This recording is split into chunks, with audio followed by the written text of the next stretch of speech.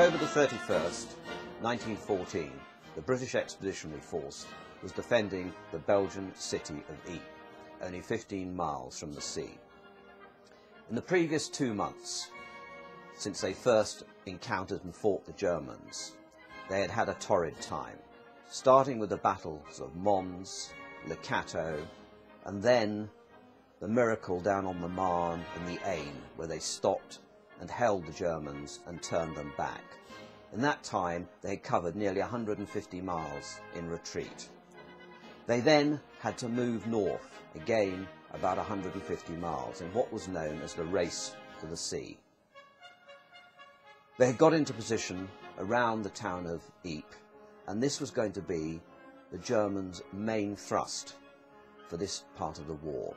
They were going to strike on the edge of the British and try and cut them off from the French, their allies, and by pushing them back to the coast, possibly make the British evacuate. The German High Command felt that if this happens, they were in a position to force the British out of the war and possibly get an early peace deal with the French. This map and video show the British positions around Geluveld from the German perspective. On the British left, in some low ground, were the depleted ranks of the Scots Guards. In the centre were the South Wales borderers in these woods and the Cateau, which is out of sight behind them. On the edge of the village were the Welsh regiment, and beyond them, where the houses now are, were the Queen's, out on the open slope. Immediately behind the infantry were the guns of the Royal Artillery.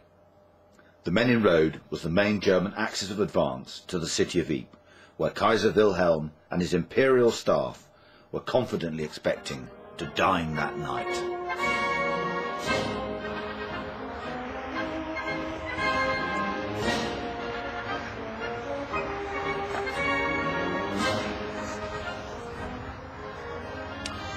It would be nice to think that this shell fusion, a bit of a shell, was evidence of the first phase of the battle for Geluveld.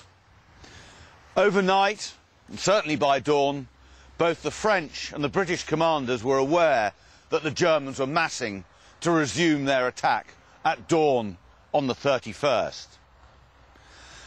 With the October mist and murk clearing, the German artillery prepared to open fire. Already at this stage of the war, they were using indirect fire.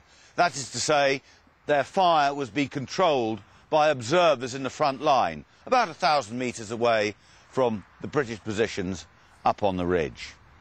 The British got the full brunt of the German bombardment. The Queen's, out in the open, entrenched, suffered heavily. But it was particularly the Royal Artillery that got badly hit. They were in forward positions because they were still using direct fire, i.e. line of sight.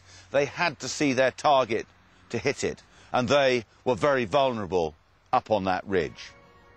And it wasn't long before there was a stream of wounded and stragglers heading down the Menin Road towards Ypres.